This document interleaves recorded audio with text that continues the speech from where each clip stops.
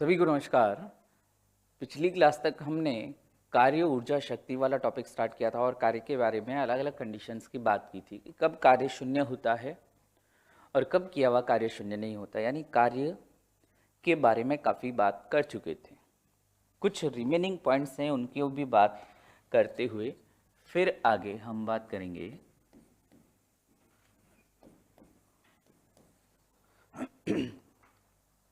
आगे बात करते हैं कार्य ऊर्जा शक्ति टॉपिक का और फिर कार्य के रिमेनिंग कंडीशंस देख लेते हैं।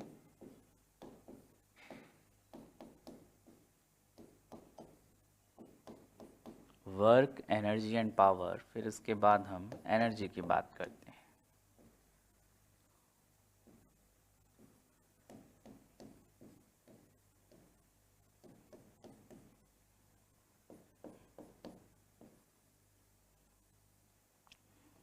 बात करते हैं आगे। कार्य से संबंधित बिल्कुल पिछली क्लास के एंड में हमने देखा था कि एक व्यक्ति किसी सामान को उठाकर क्षैतिज दिशा में चलता है तो उसके द्वारा किया गया कार्य शून्य होता है, क्योंकि बल यानी जो भार बल था और जो विस्थापन था क्षैतिज दिशा में, दोनों के बीच कोण कितना था? 90 डिग्री का। अब आगे एक और कंडीशंस की बात, एक कंडीशन देखते हैं जिसमें हम बात करते हैं कि यदि व्यक्ति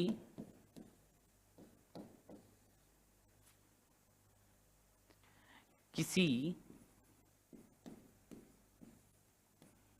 वस्तु या द्रव्यमान को लेकर, देखो अभी मैंने क्षैतिज दिशा की बात की थी पिछली क्लास तक, अब हम क्या करते हैं वर्टिकल डायरेक्शन में यानी ऊर्ध्वाधर दिशा में। अभी तो वो एक प्लेन क्षैतिज दिशा में आगे पीछे या दाएं बाएं गति कर रहा था, अब हम उसकी गति करवाएंगे ऊपर नीचे यानी ऊर्ध्वाधर दिशा में, या तो सीढ़ियां ऊपर चढ़ रहा है या नीचे उतर रहा है।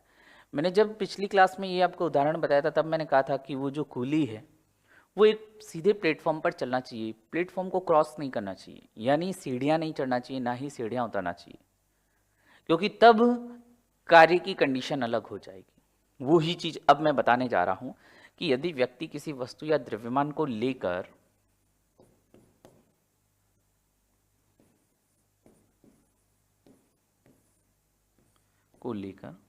ऊर्ध्वाधर दिशा में यानी वर्टिकल डायरेक्शन,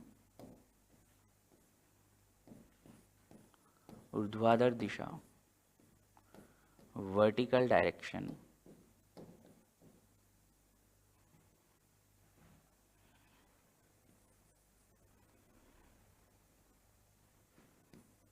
यानी ऊपर या नीचे की तरफ वर्टिकल डायरेक्शन में गति करे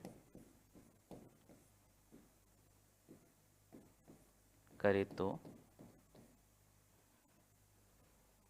किया गया कार्य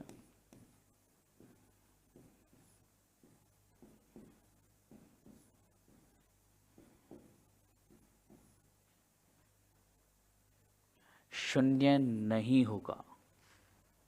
देखो क्षैतिज दिशा में तो शून्य था, इस दिशा में शून्य नहीं होगा। कैसे शून्य नहीं होगा वो हम बात करते हैं। कंडीशन जो है डायग्राम बनाकर समझते हैं, बेटर रहेगा। व्यक्ति वही है, सर पर द्रव्यमान भी वही रखा हुआ है,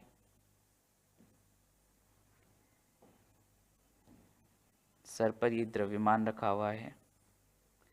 अब देखो पहले तो अपन ने देखा था कि व्यक्ति क्षैतिज दिशा में गति कर रहा था, ये भार बल नीचे की तरफ था, दोनों के बीच 90 डिग्री का कोण था। लेकिन अब ऐसा नहीं है।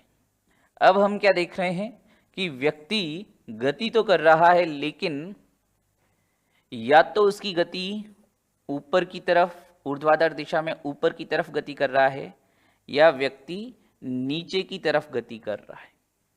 ये भार को लेकर या तो सीढ़ियां ऊपर चढ़ रहा है या नीचे उतर रहा है। यानी गति की दिशा तो ये हो गई। अब देखो, मैं जब बात करता हूं हमेशा एक बात ध्यान रखना, भार बल।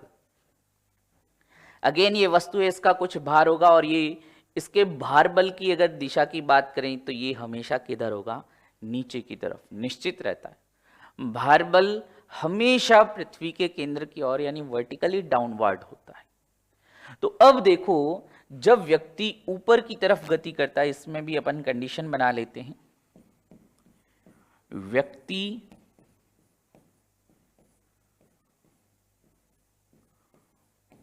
ऊपर की ओर गति करे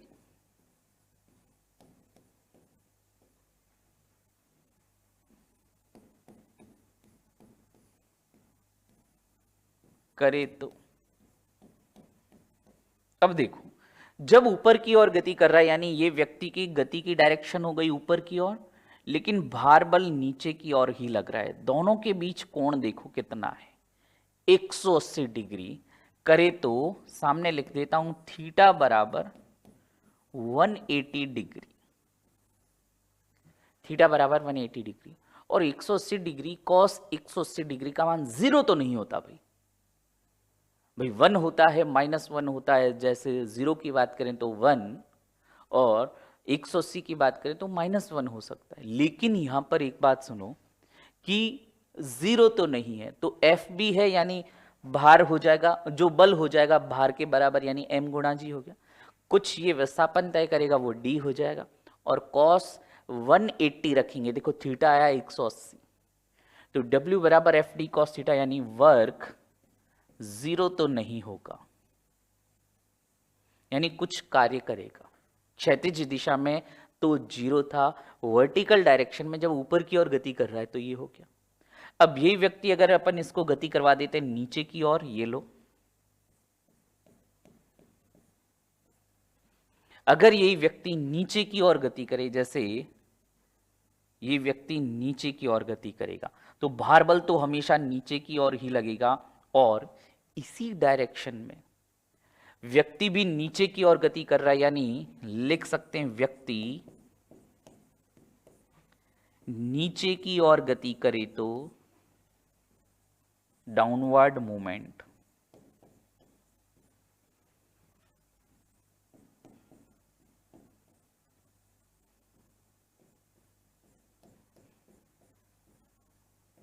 ऐसे में भाई नीचे की ओर गति करेगा तो थीटा बराबर 0 डिग्री हो जाएगा। पहले कितना था, 180 डिग्री, दोनों अपोजिट डायरेक्शन में, भार बल नीचे, व्यक्ति जा रहा ऊपर। अब भार बल तो अभी भी नीचे की ओर है और व्यक्ति आ रहा है नीचे की तरफ, यानी व्यक्ति नीचे की ओर गति करे तो अब थीटा बराबर क्या देखा, भार भी नीचे की तरफ, विस्थापन भी नीचे की तरफ, बल और विस्थापन दोनों के बीच में कोण क्या हो गया, 0 डिग्री, और cos 0 का मान 1 होता है। यानी अगेन थीटा बराबर 0 डिग्री, और यहां पर किया गया कार्य अभी भी 0 तो नहीं होगा भाई, कुछ ना कुछ कार्य होता है। तो ये एक कंडीशन जब हमने देखा कि कार्य हो रहा है, दोनों दिशाओं में अंतर रखना, एक क्षैतिज प्लेन पर चल रहा है, एक क्षैतिज दिशा में आगे पीछे दाएं बाएं किधर भी चले, तब तो किया गया कार्य 0 था, अपन ने पढ़ा भी था। लेकिन इस कंडीशन में किया गया कार्य 0 नहीं होगा, और यही चीजें पूछते हैं। और हमने बात भी की थी, चाहे उपग्रहों की गति के दौरान, चाहे सूर्य के चारों ओर इन ग्रहों की गति के दौरान, या कोई वृत्तीय पथ पर कोई भी वस्तु गति करती तो उस दौरान अभिकेंद्रीय बल केंद्र की ओर था, विस्थापन की दिशा की अगर हम बात करें तो वही स्पर्श रेखा के अनुदिश। तो ऐसे में हम देखते हैं कि किया गया कार्य 0 कब होता है और 0 कब नहीं होता है, ये इंपॉर्टेंट है। बाकी और कार्य से संबंधित कुछ अलग से क्वेश्चन नहीं है, ठीक है। तो यहीं हम बात कंप्लीट कर चुके हैं कार्य की, जो रिमेनिंग कंडीशन थी ऊर्ध्वाधर दिशा वाली, ठीक है। तो ये कई बार ऐसे क्वेश्चन पूछ लेते हैं कि कुली जब किसी सामान को लेकर प्लेटफॉर्म पर चलता है तो किया गया कार्य 0 क्यों होता है। उसका कारण मैंने बताया कि वो थीटा 90 डिग्री होते किया गया कार्य 0 हो जाएगा, cos 90 का मान 0। इसी के साथ कार्य वाला टॉपिक कंप्लीट हुआ। अब आगे बात करते हैं ऊर्जा की। ऊर्जा क्या है, कार्य करने की क्षमता ही क्या कहलाती है, ऊर्जा कहलाती है। ऊर्जा संरक्षण का नियम भी अपन कार्य के दौरान ही पढ़ चुके हैं कि ऊर्जा न तो उत्पन्न होती है ना ही नष्ट होती है, बस एक रूप से दूसरे रूप में चेंज होती है। ऊर्जा का बस एक रूप से दूसरे रूप में परिवर्तन होता है, यही ऊर्जा संरक्षण है। पूरे ब्रह्मांड की कुल ऊर्जा हमेशा नियत बनी रहती है। तो बात करते हैं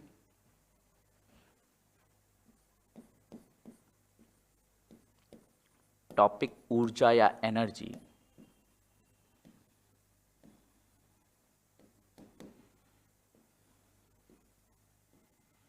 लिख सकते हैं इसमें कार्य करने की क्षमता ही ऊर्जा कहलाती है।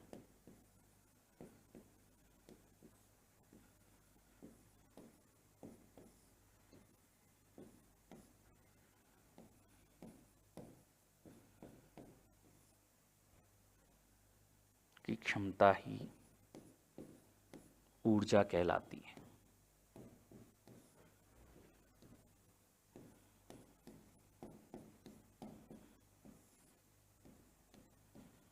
यानी जो मैंने आपको पहले बताया कि ऊर्जा और कार्य में काफ़ी समानताएं हैं। ऊर्जा भी कार्य के समान अदिश राशि है।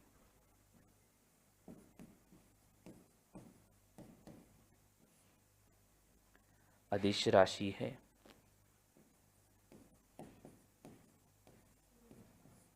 Scalar quantity.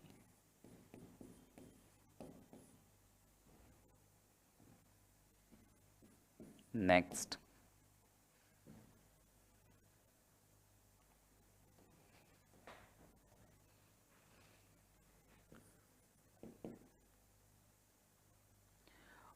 ऊर्जा के मात्रक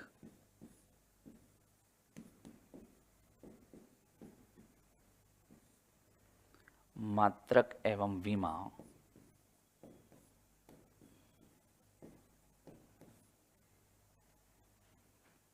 कार्य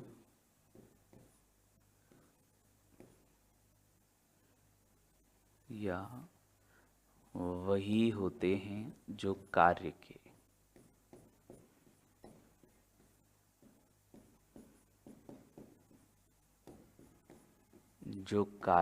हैं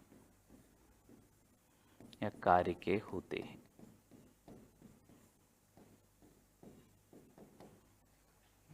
नेक्स्ट देखते हैं भाई, विमा की भी हमने बात की थी। जैसे मात्रक की बात करें तो वही जूल कैलोरी वगैरह ब्रैकेट में लिख देता हूँ। जूल कैलोरी या अर्ग। और भी हमने देखा था न्यूटन मीटर, भी इसका देखा था। न्यूटन मीटर FD से आ गया था, न्यूटन गुणा मीटर, और इस न्यूटन मीटर को ही एक्सप्लोर किया था हमने, तो किलोग्राम मीटर स्क्वायर बटा सेकेंड स्क्वायर आया था। ठीक है, ये हमने मात्रक देखे थे। जूल कैलोरी अर्ग, जूल और अर्ग में भी संबंध देखा था। 1 जूल 10⁷ अर्ग के बराबर होता है। फिर हम विमा की भी बात करें तो विमा mL2T-2, तो विमा भी सेम हो जाएंगी M1L2T-2 कर सकते हैं। यानी काफ़ी चीज़ें मैंने आपको पहले ही बताया था कि रिपीट करने की जरूरत नहीं रहेगी, बस आपको नोट करवाने के हिसाब से मैंने ये लिखवा दिया। और जूल कैलोरी अर्ग वगैरह में इनमें संबंध कैसे था, कैसे अर्ग से अपन ने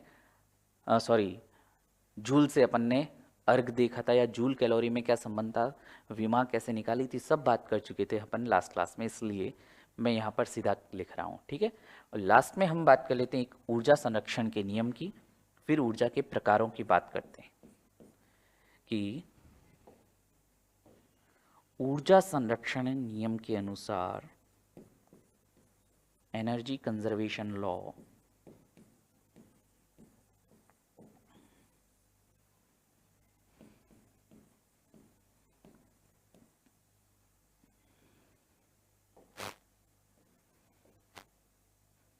के अनुसार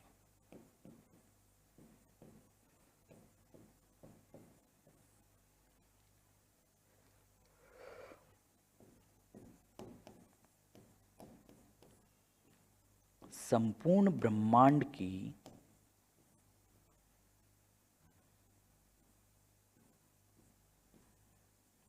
कुल ऊर्जा हमेशा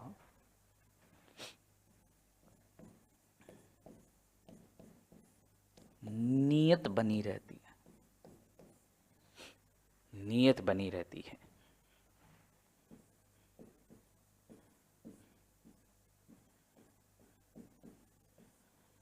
अर्थात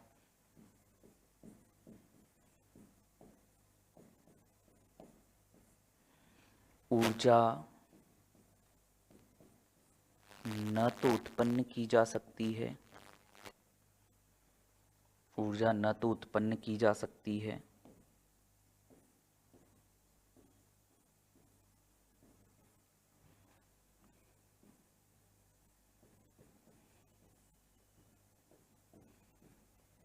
ना ही नष्ट की जा सकती है।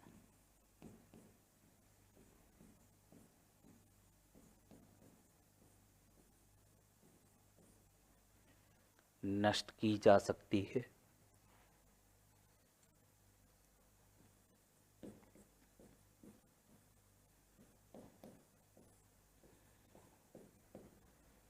इसे केवल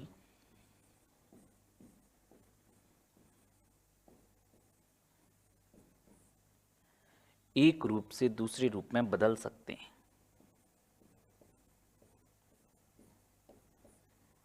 एक रूप से दूसरे रूप में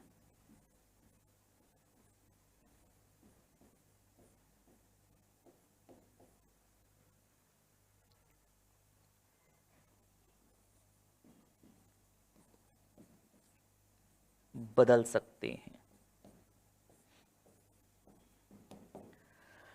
भाई ऊर्जा के अलग अलग प्रकार आगे अपन बात करते हैं। तो कैसे एक ऊर्जा दूसरी ऊर्जा में बदलती है, क्वेश्चन यहीं से बनते हैं। ये इतना थ्योरेटिकल पार्ट, आगे भी थ्योरेटिकल पार्ट है थोड़ा सा, जहाँ न्यूमेरिकल आएंगे, गतिज ऊर्जा या स्थितिज ऊर्जा, वहाँ बात करेंगे। लेकिन यहाँ पर जो क्वेश्चंस बनते हैं, ध्यान रखना, कोई डिवाइस दे देंगे और पूछ लेंगे ये कौन सी ऊर्जा को किस ऊर्जा में बदलती है। बहुत आसान क्वेश्चन है, फिर कह रहा हूँ थ्योरेटिकल पार्ट है लेकिन बहुत ईजी है। आपके एग्जाम में जो क्वेश्चंस देते हैं वो भी ज़्यादातर डेली लाइफ के आसपास से ही देते हैं। फॉर एग्जाम्पल कि सोलर सेल कौन सी ऊर्जा को किस रूप में बदलता है। भाई सीधी सी बात है, सोलर सेल, वो जो सोलर पैनल्स लगाते हैं वो कहाँ पर लगाते हैं हम, छतों पर या जहाँ पर तेज धूप आती है वहाँ पर। तो जब धूप आई, तेज धूप आई, तो जो सोलर विकिरण थे जिनमें क्या थी, ऊष्मा थी, या कह सकते हैं सौर ऊर्जा थी। ये जो सोलर पैनल्स देखते हैं आपको मोस्टली ऐसे ही ब्लू कलर्स में दिखाई देते हैं। तो इन पर जब सूर्य से सौर ऊर्जा आती है तो ये फोटो सेंसिटिव होते हैं, या ऐसे कह सकते हैं इन सौर ऊर्जा के लिए सेंसिटिव होते हैं, और इनसे ही जुड़े हुए बैटरी वगैरह लगे हुए रहते हैं। और आगे क्या होता है, ये किस में कन्वर्ट होती, ये एनर्जी विद्युत ऊर्जा में। यानी एक बात तो तय थी कि सौर ऊर्जा आई तो वो ऊर्जा नष्ट तो नहीं होगी। तो जब सौर ऊर्जा यहां पर आई तो हमने इस सोलर पैनल्स की सहायता से क्या कर दिया, इसको किस में कन्वर्ट कर दिया, इलेक्ट्रिकल एनर्जी में, विद्युत ऊर्जा में। तो यहां पर इनपुट क्या आ रहा है, सौर ऊर्जा, और आउटपुट क्या आ रहा है, विद्युत ऊर्जा। ये रेड कलर से इसको मैं लिख देता हूं, सोलर एनर्जी या सौर ऊर्जा। सौर ऊर्जा, सोलर एनर्जी, और ये विद्युत ऊर्जा। तो हमेशा देखो ऐसे क्वेश्चंस कई जगह आएंगे। जैसे जनरेटर की बात कर लो, जैसे जनरेटर के बाद हम बात कर लेते हैं उसकी विद्युत मोटर की बात कर लेते हैं, विद्युत बल्ब की बात कर लेते हैं, पंखे की बात कर लेते हैं, गाड़ियों के इंजन की बात कर लेते हैं। हमेशा ध्यान रखना, कभी भी ऊर्जा न तो उत्पन्न होगी ना ही नष्ट होगी। हम कहते हैं ना कि हम पानी से बिजली बनाते हैं। भाई पानी से भी बिजली बनाते हैं तो क्या होता है, जैसे हमने बड़े बांध बनाए और इन बांध के एक तरफ हम क्या कर लेते हैं, पानी रोक लेते हैं, इस तरफ पानी ये रोक लिया। जब यहाँ बांध से हम पानी को छोड़ते हैं तो ये पानी ऊंचाई से नीचे गिरता है। नीचे क्या होते हैं, बड़े बड़े टरबाइन्स होते हैं। ये जो टरबाइन्स होते हैं, ये टरबाइन्स के घूमने से, देखो ये जो पानी गिरा ऊपर से नीचे की ओर किस पर गिरा, टरबाइन, टरबाइन घूमने लगा यानी गति करने लगा। गति करने लगा यानी कौन सी ऊर्जा थी, यांत्रिक ऊर्जा। और ये टरबाइन से आगे हम विद्युत यानी यांत्रिक ऊर्जा को विद्युत ऊर्जा में रूपांतरित करते हैं। तो इनपुट क्या आया, यांत्रिक ऊर्जा, और आउटपुट क्या है, विद्युत ऊर्जा। जब इतने ऊपर से पानी गिराया, पानी की अथाह राशि गिरी, तब ये टरबाइन के पंखे चलने लगे और वही टरबाइन से आगे विद्युत ऊर्जा। सेम इसी तरह से जैसे हम पवन चक्की की बात करें, पवन चक्की में क्या होती हैं, ये बड़े बड़े इसके डैम्स होते हैं, इसके जो पंखे होते हैं, बड़े बड़े पंखे।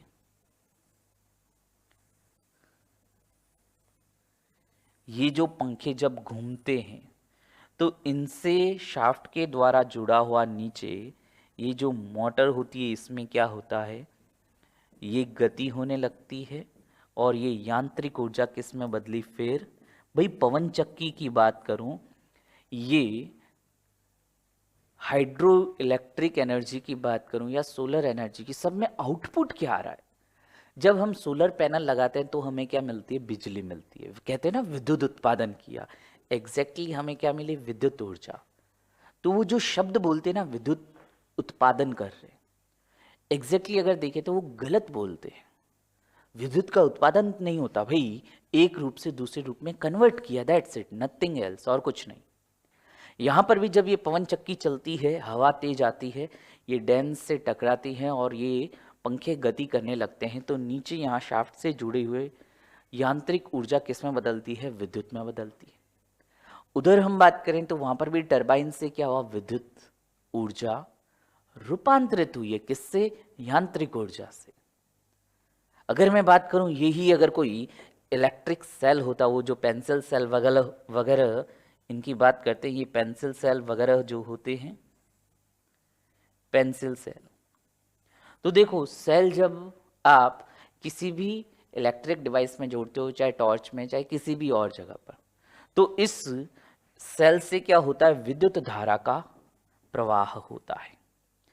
अब यहां पर एक बात तो तय है कि जब ये विद्युत ऊर्जा देता है, विद्युत धारा का प्रवाह यानी करंट दौड़ रही है, यानी विद्युत ऊर्जा तो है, लेकिन हमें पता है ये विद्युत ऊर्जा ऐसे हवा में से थोड़ी आएगी, ऊर्जा बनती भी नहीं है, नष्ट भी नहीं होती, तो फिर ये विद्युत ऊर्जा आई कहाँ से, क्योंकि उसमें कुछ केमिकल्स थे, यानी उन केमिकल्स में जो रासायनिक ऊर्जा थी, केमिकल एनर्जी थी, वो रासायनिक ऊर्जा किस में बदली, विद्युत ऊर्जा में।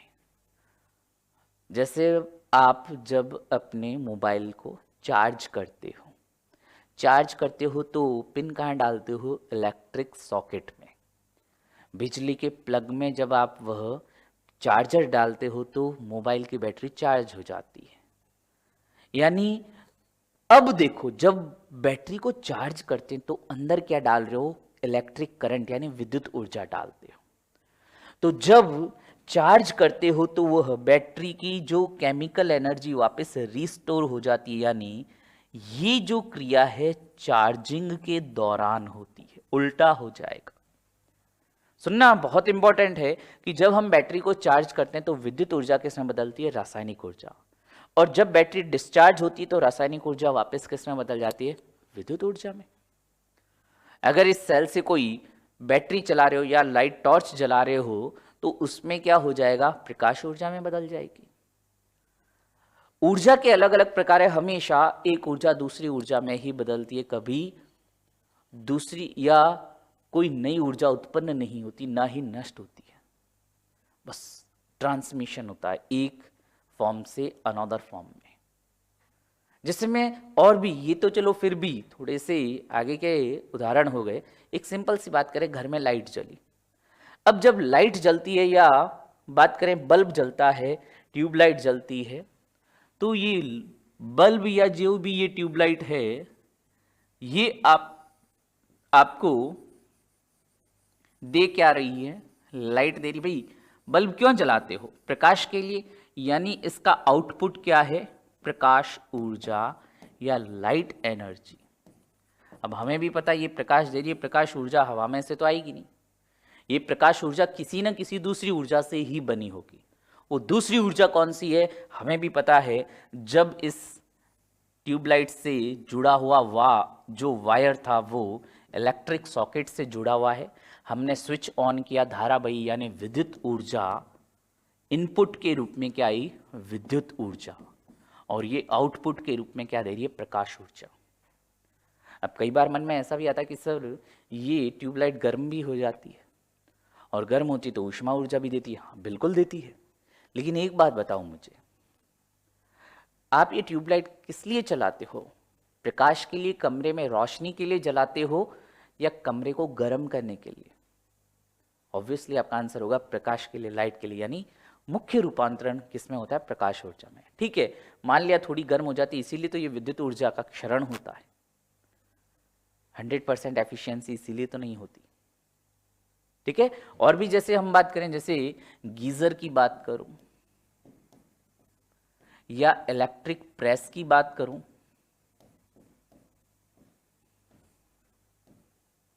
या वो पानी को गर्म करने वाली रॉड होती है ना, इलेक्ट्रिक रॉड, ये सभी का एक काम तो है। देखो, गीजर पानी को गर्म करता है, ये इलेक्ट्रिक प्रेस खुद गर्म होकर उसका जो बेस गर्म होता है और कपड़ों पर आप प्रेस कर पाते हो। इलेक्ट्रिक रॉड भी क्या होती है, खुद गर्म होकर पानी को गर्म करती है। यानी एक बात तो तय है, ये सभी गीजर, प्रेस और रॉड आपको क्या दे रहे हैं, या पानी या जो भी कपड़े हैं, आपको किस रूप में ऊर्जा मिल रही है, ऊष्मा के रूप में, यानी हीट के रूप में। आउटपुट क्या दे रही हैं ये, ऊष्मा या हीट। इनपुट सीधी सी बात है, ये सारी विद्युत युक्तियां हैं, चलती किससे हैं, बिजली से, यानी इनपुट क्या लिया, विद्युत ऊर्जा। क्वेश्चन यही बनते हैं, एक एक सारी ऊर्जा के बारे में मैं बताऊंगा, बट पहले मैं आपको चैप्टर का नेचर बता रहा हूं कि क्वेश्चन कैसे बनते हैं। सीधा पूछेंगे विद्युत ऊर्जा को ऊष्मा ऊर्जा में बदलते हैं, ये सभी इसी के ही उदाहरण है। मैं बोलता हूं ध्वनि ऊर्जा, ध्वनि भी एक प्रकार की ऊर्जा है, काफी सारी ऊर्जाओं के प्रकार आगे बढ़ते हैं। जब मैं इस माइक में बोलता हूं ना, तो इस माइक से जुड़ा हुआ जो एम्पलीफायर है उसमें ध्यान देना। अब मैं बोल रहा हूं, यानी यहां पर मैं इस माइक के लिए इनपुट क्या है, मेरा साउंड, मेरी ध्वनि ऊर्जा इस माइक के लिए इनपुट है। ये माइक इस ध्वनि ऊर्जा को रिसीव कर रहा है और किस में कन्वर्ट कर रहा है, इलेक्ट्रिक एनर्जी में, विद्युत ऊर्जा में। और वापस जो बाहर आउटपुट आता है, यानी स्पीकर के रूप में, स्पीकर क्या करेगा, उसी विद्युत ऊर्जा का प्रयोग करके उसे वापस किस में कन्वर्ट करता है, ध्वनि ऊर्जा में। भाई सीधी सी बात है, चाहे स्पीकर की बात करूं चाहे ईयरफोन की बात करूं, उसमें आउटपुट क्या आता है, ध्वनि आती है, निकलता क्या है, साउंड निकलता है, ध्वनि ऊर्जा है। तो आउटपुट स्पीकर के लिए क्या हुआ, ध्वनि ऊर्जा, और वो स्पीकर चलता किससे है, विद्युत से। तो इनपुट दिया विद्युत ऊर्जा, आउटपुट किसके रूप में आया, ध्वनि के रूप में। सेम इस माइक के लिए, इस माइक के लिए मेरी जो ध्वनि यानी साउंड एनर्जी है वो तो है इनपुट, आउटपुट आता है इलेक्ट्रिक एनर्जी के रूप में। इस माइक से जुड़ा हुआ, या कई बार आप अपने आसपास भी देखा करो, कभी जैसे मंदिर में या कहीं अन्य जगहों पर या खुद के घर में ही कभी कोई जागरण वगैरह होता है, तो देखना कि जब माइक में बोलते हैं तो उससे जुड़ा हुआ एक एम्पलीफायर होता है, उस एम्पलीफायर में देखा करो लाइटें जलती है। जब जब माइक में बोलते हैं तब तब वो लाइटें जलती है, माइक में बोलना बंद करोगे लाइटें भी बंद हो जाती है। तो ये जो माइक में इनपुट क्या दिया हमने, साउंड एनर्जी। सीधी सी बात है, मुंह के पास लगाकर बोलते हैं तो ये साउंड एनर्जी इसमें गई और कन्वर्ट किस में होती है, इलेक्ट्रिक एनर्जी में, तभी वो लाइटें जलती है। और फिर उसी एनर्जी को स्पीकर क्या कर रहा है, इनपुट के रूप में ले रहा है विद्युत ऊर्जा को, और आउटपुट क्या दे रहा है, साउंड एनर्जी। तो हमेशा एक बात ध्यान रखना, कोई भी आपको डिवाइस दे दे और तो सारी बातें छोड़ो, एटलीस्ट याद नहीं भी रहे, फिर भी याद नहीं रहे तो चार उदाहरण देके तो आंसर पहचान सकते हो। कि इसमें इनपुट क्या होगा। भाई जो भी बिजली से चलने वाली जो भी डिवाइस हैं जो बिजली से चलती हैं, इन सभी के लिए इनपुट क्या होगा, विद्युत ऊर्जा।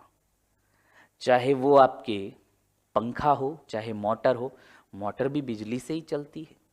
चाहे आपके ट्यूबलाइट हो, चाहे रॉड हो, गीज़र हो, चाहे इंडक्शन कुकर हो, सभी बिजली से चलते हैं। तो इनपुट क्या हो गया, विद्युत ऊर्जा। आउटपुट सभी के अलग। पंखा घूमता है यानी यहाँ उसकी मोटर में गतिज ऊर्जा यानी यांत्रिक ऊर्जा। तो मोटर क्या करती है, चलती किससे, बिजली से, और आउटपुट क्या दे रही है, यांत्रिक ऊर्जा, मैकेनिकल एनर्जी। सेम उसी तरह से लाइट चलती बिजली से, इनपुट ले रही है विद्युत ऊर्जा, आउटपुट दे रही है प्रकाश ऊर्जा। स्पीकर इनपुट ले रहा है विद्युत ऊर्जा, आउटपुट क्या दे रहा है, ध्वनि ऊर्जा, साउंड एनर्जी। चार्जिंग के दौरान जब आप प्लग सॉकेट में डालते हो, बिजली के सॉकेट में डालते हो, तब वो मोबाइल चार्ज होता है, यानी इनपुट आई विद्युत ऊर्जा, आउटपुट क्या आ रही है आपके, केमिकल एनर्जी, रासायनिक ऊर्जा। तो चाहे विद्युत ऊर्जा, चाहे प्रकाश ऊर्जा, चाहे ध्वनि ऊर्जा, चाहे ऊष्मा ऊर्जा, चाहे सौर ऊर्जा, अलग अलग प्रकार की जो ये ऊर्जाएं हैं, इनके उदाहरण देखेंगे। और ऐसे ही कन्वर्जन, वापस ये पूरे डिटेल में इन कन्वर्जन की बात करते हैं कि किस रूप से किस रूप में बदलती है, यहीं से क्वेश्चन आते हैं। अब तो हमेशा इनपुट आउटपुट वाला कॉन्सेप्ट ध्यान रखो कि अंदर कौन सी ऊर्जा जा रही है और बाहर कौन सी ऊर्जा हमें कौन सी प्राप्त हो रही है, वो आउटपुट हो जाएगी। तो देखते हैं ऊर्जा के विभिन्न प्रकार, different types of energy.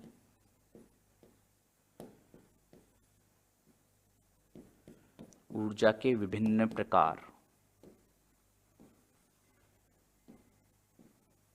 Theoretical chapter है भाई, कुछ एक न्यूमेरिकल्स बनने की संभावना रहती है जो अपन देखते हुए चलेंगे। सबसे पहले देखते हैं जो अभी अपन ने बात भी सबसे पहले की थी, सौर ऊर्जा, सोलर एनर्जी।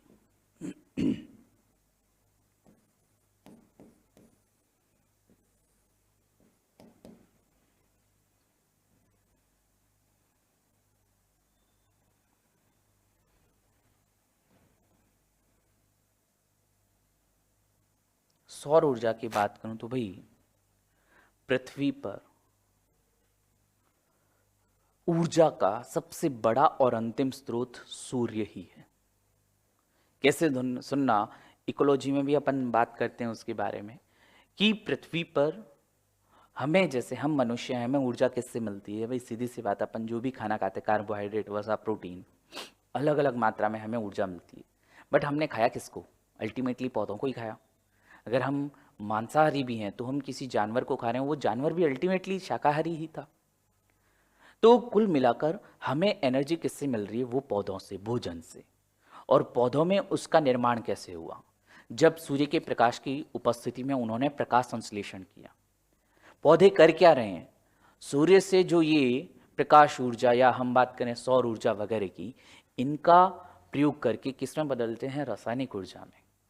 ये सौर ऊर्जा ही, यानी जो सूर्य से हमें ऊर्जा प्राप्त हो रही है, इसका सबसे बड़ा स्रोत भाई पृथ्वी के लिए, भाई ऊर्जा का सबसे बड़ा स्रोत क्या हो गया, सूर्य ही हो गया। चंद्रमा का खुद का प्रकाश तो है नहीं, वह तो हमें रात को चमकदार दिखाई देता है सूर्य के प्रकाश के कारण ही। तो कुछ बातें जो सौर ऊर्जा से संबंधित हैं, भाई परिभाषा कोई बहुत ज़्यादा मायने नहीं रखती, बस इससे संबंधित जो भी डिवाइसेज हैं, जो भी कन्वर्ट करने के लिए हम इनका यूज़ करते हैं, उन पर क्वेश्चन बनते हैं। तो देखते हैं सौर ऊर्जा के बारे में, लिखते हैं कि पृथ्वी पर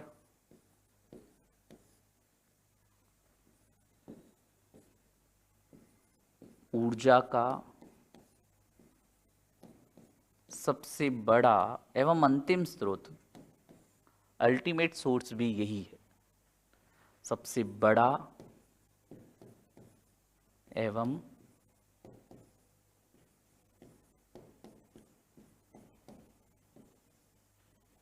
अंतिम स्रोत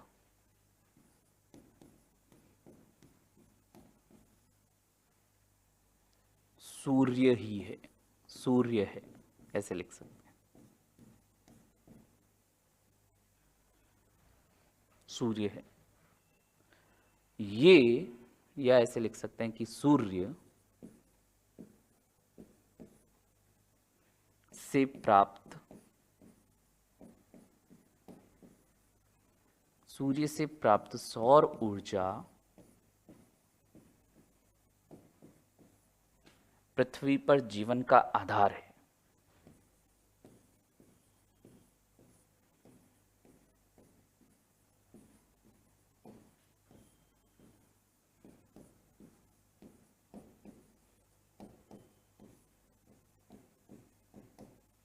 जैसे देखो, जो भी अपन ने बात की थी प्रकाश संश्लेषण की, बाकी इसका कन्वर्जन हमेशा देखना, तरीका मेरे लिखने का इस तरह से रहेगा। जो इधर से इनपुट आ रहा है यानी सौर ऊर्जा इनपुट के रूप में आ रही है, और आउटपुट के रूप में ये किसके रूप में बदल रही है, जैसे विद्युत ऊर्जा। थोड़ा सा भी अगर हम सोचें, दिमाग लगाएं कि ऐसी कौन सी डिवाइस है जो सौर ऊर्जा यानी धूप में चलती है और हमें बिजली देती है, विद्युत ऊर्जा देती है। तो वैसे तो मैं बता रहा हूँ, मैं कॉन्फिडेंट हूँ कि आपको याद आ जाएगा, बट फिर भी याद नहीं आए तो 4 ऑप्शन आ जाएंगे, उनमें से तो देख के कर सकते हो। तो ऐसा काम हम देखते हैं सोलर पैनल, ऐसा काम करते हैं सोलर पैनल या सोलर सेल कह देते हैं।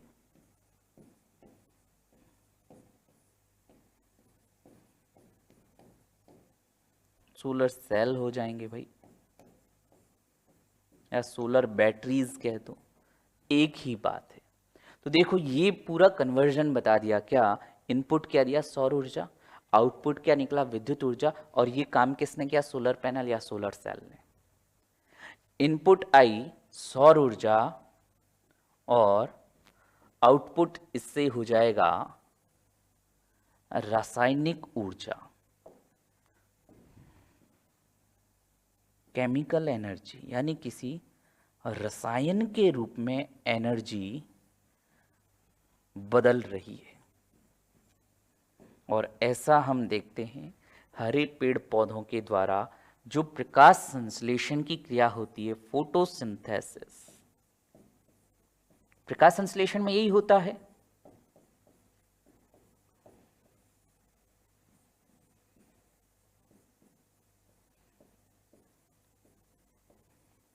कई बार इधर आपको सौर ऊर्जा के बजाय प्रकाश ऊर्जा मिल जाए तो भी कोई दिक्कत नहीं। क्या होता है कि आर्टिफिशियल लाइट की प्रेजेंस में भी ये प्रकाश संश्लेषण करवा सकते हैं, और अल्टीमेटली क्या होगा, सौर ऊर्जा के द्वारा या सूर्य के द्वारा जो ऊर्जा प्राप्त हुई, हरे पेड़ पौधे प्रकाश संश्लेषण की क्रिया के द्वारा ग्लूकोज जैसे या अन्य पोषक पदार्थों का निर्माण करते हैं।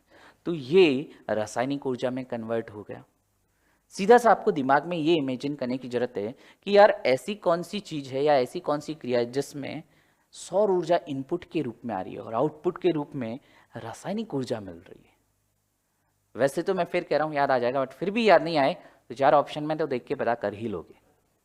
ठीक है, तो इस तरह से ये कन्वर्जन वाले क्वेश्चंस काफी इंपॉर्टेंट है, इन पर फोकस रखना है, इन पर ध्यान रखना है, यहीं से क्वेश्चन बनते हैं।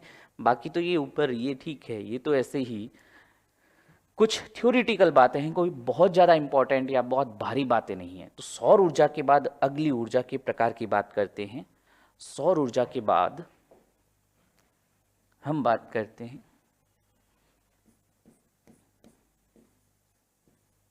द्रव्यमान ऊर्जा, मास एनर्जी।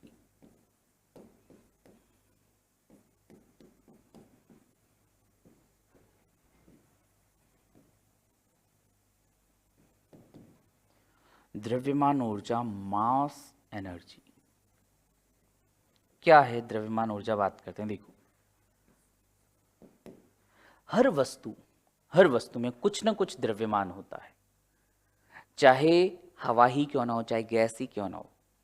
आपके जो गैस सिलेंडर, जब भरा हुआ सिलेंडर आता है तो वो ज़्यादा भारी होता है, और जब आपने वो सारी की सारी गैस जला दी तो वो हल्का हो जाता है, यानी जो गैस थी उसमें भी वजन तो है। हालांकि मान लिया उसके अंदर, जब सिलेंडर के अंदर वह गैस हाई प्रेशर पर भरी जाती तो लिक्विड फेज में होती, बट कोई बात नहीं। अगर मैं बात करूं एक टायर ट्यूब में ही हवा भर दूं तो वो थोड़ा भारी हो जाता है, अगर वही टायर ट्यूब में हवा निकाल दो तो वो टायर ट्यूब क्या हो जाएगा, हल्का हो जाता है। यानी हर वस्तु में, हर पदार्थ में कुछ न कुछ द्रव्यमान होता है, और द्रव्यमान के कारण उसमें पाई जाने वाली ऊर्जा क्या कहलाती है? द्रव्यमान ऊर्जा। अजीब लग रहा होगा कि सर ये द्रव्यमान के कारण ऊर्जा कैसे आई? मेरा भी द्रव्यमान, मेरा भी कुछ तो वजन है, क्या मेरे अंदर भी एनर्जी? क्या है ना, बहुत ज्यादा एनर्जी आपके अंदर। ये द्रव्यमान ऊर्जा या मास एनर्जी के बारे में डिटेल से बताया था आइंस्टीन ने। आइंस्टीन ने द्रव्यमान और ऊर्जा के बीच में एक संबंध भी बताया था, E बराबर एम गुणा सी का स्क्वायर, E बराबर एम सी स्क्वायर। क्या है वो, इसकी बात करते हैं यहां पर। तो द्रव्यमान ऊर्जा की मैं बात करूं, लिख सकते हैं कि प्रत्येक वस्तु या पदार्थ में कुछ न कुछ द्रव्यमान, या ऐसे लिख सकते हैं, द्रव्यमान होता है तथा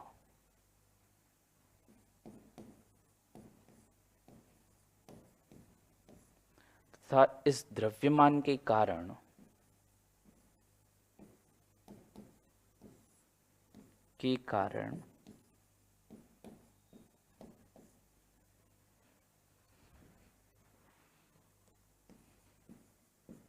पदार्थों या वस्तुओं में उपस्थित ऊर्जा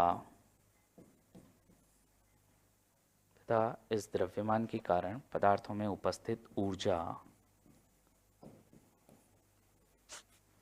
द्रव्यमान ऊर्जा कहलाती है। सिंपल सी डेफिनेशन, कोई बहुत ज़्यादा टफ नहीं है, या ऐसे नहीं कि याद करनी पड़ेगी, इसका एप्लीकेशन जरूरी है।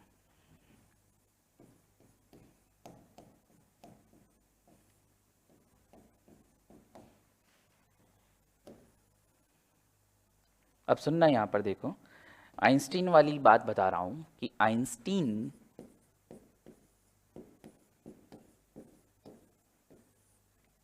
के अनुसार द्रव्यमान ऊर्जा संबंध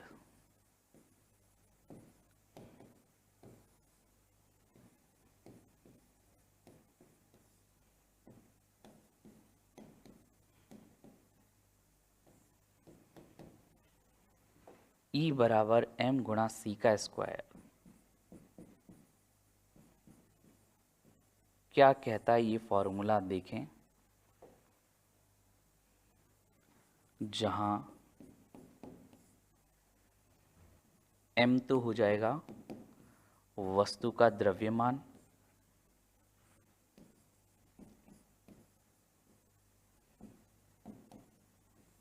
c हो जाएगा प्रकाश का वेग।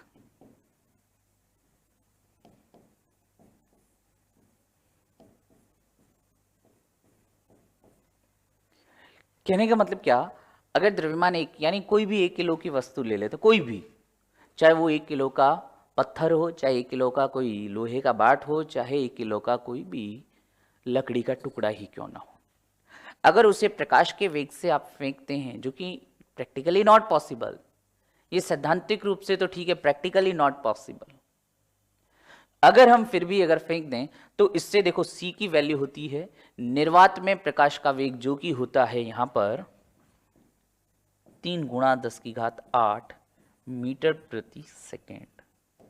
यानी यहां पर आपको इसका स्क्वायर करना पड़ेगा, किसका? प्रकाश के वेग का, ये m गुणा सी स्क्वायर। तो प्रकाश के वेग 3 गुणा 10 की घात 8 का स्क्वायर करो तो 9 गुणा 10 की घात आ जाएगा 16, और फिर मान लिया 1 किलोग्राम था, गुणा 1 वही रहेगा 9 गुणा 10 की घात 16। 9 गुणा 10 की घात 16 जूल इतनी एनर्जी रिलीज होगी, किससे? ये 1 किलोग्राम के द्रव्यमान को अगर प्रकाश के वेग से फेंका, प्रैक्टिकली नॉट पॉसिबल, ऐसा हो ही नहीं सकता अभी तक तो, कि हम किसी वस्तु को प्रकाश के वेग से फेंकें। लेकिन आइंस्टीन ने ऐसा बताया कि ऐसा पॉसिबल हो जाएगा, तो इतनी ऊर्जा निकलेगी, यानी इतनी ऊर्जा निकलेगी कि आपकी गली मोहल्ले गांव की कई दिनों तक की बिजली, कई दिनों की बिजली इतना सा केवल 1 किलोग्राम का टुकड़ा कर सकता है। इवन मैंने कहा ना कि आपकी बॉडी में भी आपका भी कुछ तो कुछ द्रव्यमान है, यानी आपके अंदर भी कुछ तो एनर्जी है, और वो एनर्जी कितनी है? आप अपने द्रव्यमान को ये सी स्क्वायर से गुणा कर लो, इतनी एनर्जी तो आप में है। लेकिन जब आपको पहली तो बात प्रैक्टिकली पॉसिबल नहीं है कि आपको प्रकाश के वेग से फेंके, लेकिन अगर फेंक दिया तो फिर ऐसे में फिर आपके शरीर का अस्तित्व ही नहीं रहेगा, एक बड़ा सा धमाका होगा और इतनी ज़्यादा एनर्जी रिलीज होगी। बट एक बात तो तय है कि द्रव्यमान भी किसी न किसी ऊर्जा में ही जाकर बदलेगा, और ऐसा रूपांतरण यानी इस द्रव्यमान ऊर्जा से ही सूर्य की सतह पर, अब सुनना देखो, सूर्य की सतह पर ये जो द्रव्यमान होता है ये ही इतनी ऊर्जा के रूप में बदलता है। तब वहां पर सूर्य पर क्या हो रहा है, इतनी ऊर्जा हमें वो लगातार दे पाता है। सूर्य पर मैंने आपको पहले भी बताया था कि दो हाइड्रोजन के छोटे नाभिक मिलकर ये हीलियम के भारी नाभिक का निर्माण करते हैं।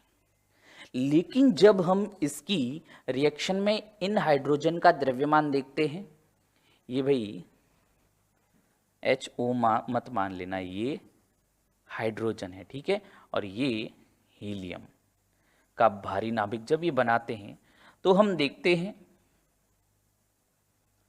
कि इन दोनों का द्रव्यमान मान लिया था m स्मॉल और इसका द्रव्यमान क्या था, कैपिटल M। हमने क्या देखा, इन दोनों का द्रव्यमान मिलाकर इस हीलियम के द्रव्यमान से ज्यादा था, वजन ज्यादा था। तो दिमाग में एक बात आई कि ये द्रव्यमान में जो कमी आई वो कहां गई। द्रव्यमान संरक्षण का नियम क्या कहता है कि अभिकारक और जो ये उत्पाद होते हैं उन दोनों का वजन सेम होता है। लेकिन हमने देखा हाइड्रोजन के दोनों नाभिकों का वजन जोड़ा और इस हीलियम के नाभिक का वजन जोड़ा तो देखा वो हाइड्रोजन के दोनों नाभिकों का द्रव्यमान ज्यादा था। तो दिमाग में एक बात आई, बचा हुआ द्रव्यमान या जो द्रव्यमान में कमी आई वो कहाँ गई। तो ये द्रव्यमान में कमी जो थी वो ऊर्जा के रूप में मुक्त हो जाती है और ये सूर्य पर होता है। इसीलिए सूर्य पर ये इतनी ऊर्जा हमें मिलती है सूर्य से सौर ऊर्जा के रूप में। ये जस्ट नाभिक संलयन की क्रिया है, न्यूक्लियर फ्यूजन है। दो नाभिक मिले और ये एक तरह से हाइड्रोजन बम में भी यही होता है। हाइड्रोजन बम में इतनी एनर्जी रिलीज होती, इतना वो बड़ा धमाका करता है, यही क्रिया होती है। वहां पर कुछ जो द्रव्यमान होता है वो ऊर्जा में बदल जाता है, यानी द्रव्यमान ऊर्जा यही है। हमारी पृथ्वी पर जो ऊर्जा का सबसे बड़ा स्रोत है सूर्य, तो सूर्य पर भी इतनी ऊर्जा आई कहाँ से? क्योंकि हम कहते हैं ऊर्जा न तो उत्पन्न होती है न नष्ट होती है, वो इन द्रव्यमान ऊर्जा के इस सौर ऊर्जा में बदलने से आती है। तो ध्यान रखना ये इस तरह से द्रव्यमान ऊर्जा और संबंध क्या है, E बराबर mc² आइंस्टीन ने दिया था। द्रव्यमान ऊर्जा एक और ऊर्जा का प्रकार हम पढ़ चुके हैं। फिर आगे हम बात करते हैं इसी द्रव्यमान से जुड़ी हुई वो नाभिकीय ऊर्जा, जो अभी हमने नाभिकीय क्रिया देखी, इसी के आधार पर एक और प्रकार देख लेते हैं, नाभिकीय ऊर्जा, न्यूक्लियर एनर्जी।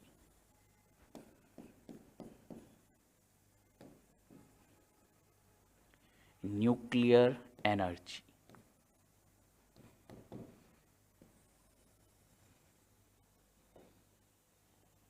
न्यूक्लियर एनर्जी की बात करूं, नाभिकीय ऊर्जा की, कि नाभिकीय ऊर्जा क्या है, तो इसको भी सुने देखें। नाभिकीय ऊर्जा सीधी सी बात है, नाभिक, जो हमने नाभिकीय बलों की बात की थी कि क्या न्यूक्लियॉन्स को बांधे रखता है नाभिकीय बल।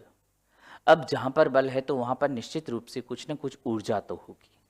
अब जब वो इनको बांध के रख रहा है, इनको पकड़ के रख रहा है, क्योंकि अंदर क्या था, प्रोटॉन और प्रोटॉन धनावेशित होने के कारण एक दूसरे को प्रतिकर्षित करके नाभिक से बाहर धक्का देने की कोशिश करते हैं, लेकिन ये नाभिक बल इनको इन सभी को चारों ओर से बांध के रख रहा है। यानी उस बल के विरुद्ध ये नाभिकीय बल क्या कर रहा है, इनको बांधे रख रहा है। और यहीं पर जब मैंने बताया भी था कि जब परमाणु क्रमांक बढ़ते हैं तो नाभिक अस्थायी हो जाता है, और यह अस्थायी नाभिकों में हम देखते हैं कि नाभिक टूट जाता है। एक बड़ा नाभिक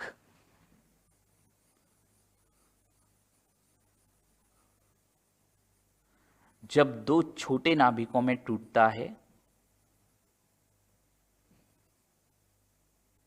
इसे हम कहते हैं नाभिकीय विखंडन, न्यूक्लियर फिजन कहते हैं।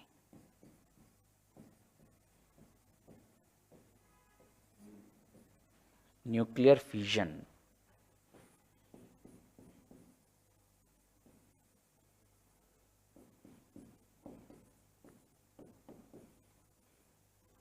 या फिर उल्टा भी हो सकता है कि दो छोटे नाभिक, वो अभी सूर्य की जो अपन ने बात की थी वही कर रहा हूं, हो सकता है दो छोटे नाभिक मिलकर एक बड़े नाभिक का निर्माण करें, ऐसा भी तो हो सकता है और होता ही है। ये हम देखते हैं सूर्य की सतह पर जो अभी बात करके हैं, इसे कहते हैं नाभिकीय संलयन। और दोनों ही क्रियाओं में बहुत ज्यादा एनर्जी रिलीज होती है। न्यूक्लियर फ्यूजन, टूटना फ्यूजन और जुड़ना फ्यूजन, ध्यान रखना दोनों ही क्रियाओं में बहुत अधिक ऊर्जा मुक्त होती है और जो ऊर्जा मुक्त होती है उसे नाभिकीय ऊर्जा कहते हैं। तो लिख सकते हैं कि परमाणु के नाभिकों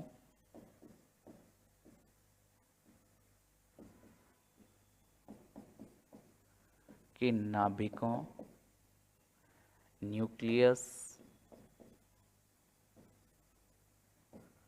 के नाभिकों के संयोजन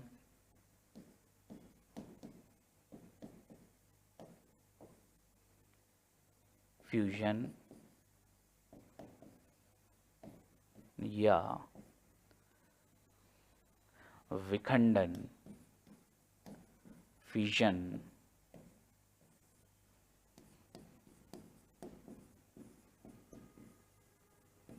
के दौरान मुक्त होने वाली ऊर्जा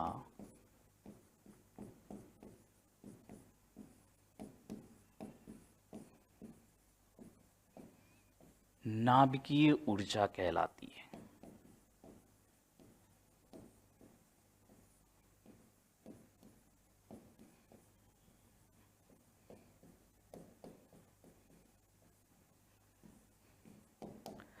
तो अब बात आ गई नाभिकीय न्यूक्लियर बॉम्ब की, या जो न्यूक्लियर रिएक्टर होते हैं। भाई हम कहते हैं ना परमाणु बिजली घर, तो जो ये परमाणु बिजली घर होता है उनमें सामान्यतया भाई ये जो न्यूक्लियर रिएक्टर्स होते हैं या परमाणु बिजली घर में ये वाली ऊपर वाली क्रिया होती है नाभिकीय विखंडन, जिसमें करते क्या, ये देखो ये वाला जो नाभिक होता है अस्थायी होगा तभी जाकर टूटेगा।